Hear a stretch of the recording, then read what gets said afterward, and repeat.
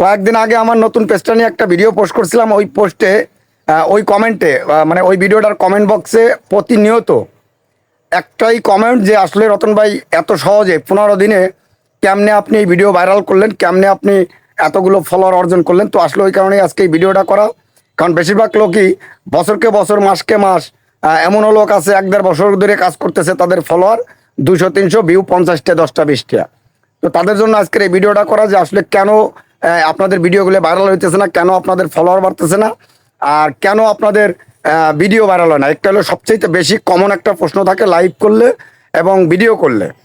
হয়তো রতন ভাইয়ের কোনো সেটিং সাইফুল ভাই দেখাই দিছে, এই কারণেই মনে হয় যে রতন ভাইয়ের ভিডিওগুলো ভাইরাল হইতেছে। না ভাই, আমার ভিডিওগুলো না, আপনার ভিডিওগুলোও হবে।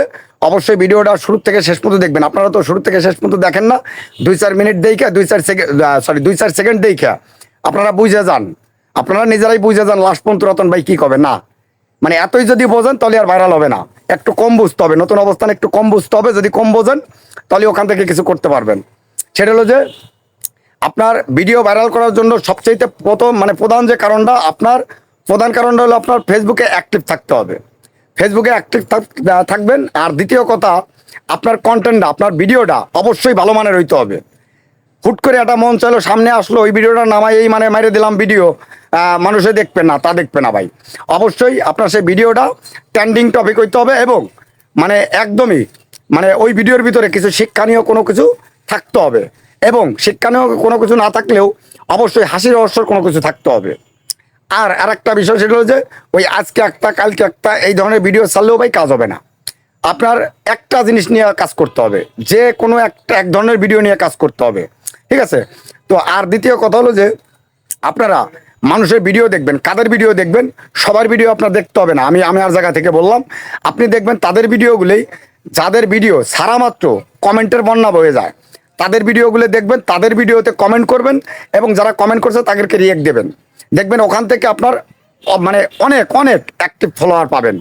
আরেকটা বিষয় ছিল যে যারা লাইভ করে, দেখবেন যেসব লাইভে মোটামুটিভাবে 15 জন 20 জন 30 জন লোক থাকে, তাদের লাইভটা শুরু থেকে শেষ পর্যন্ত থাকার চেষ্টা করবেন। কারণ ওখান থেকে আপনি ফলোয়ার অর্জন করতে পারবেন, একদমই অ্যাক্টিভ ফলোয়ার। যারা লাইভে থাকে তারা কিন্তু অ্যাক্টিভ ফলোয়ার। তো এই জিনিসগুলো একটু মাথায় রেখে একটু ভালোভাবে কাজ করে যান, একটু অ্যাক্টিভ থাকেন, অবশ্যই আপনার ভিডিও ভাইরাল হবে।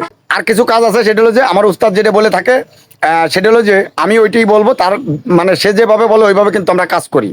12 জায়গা 12 জনের ভিডিও না দেখা, সে মানে সেটিং মিটিং ওলট পালট না করে অবশ্যই সাইফুল ভাই ট্যাগ যে ইউটিউব চ্যানেলটা আছে ওই চ্যানেলটা সাবস্ক্রাইব করে রাখবেন।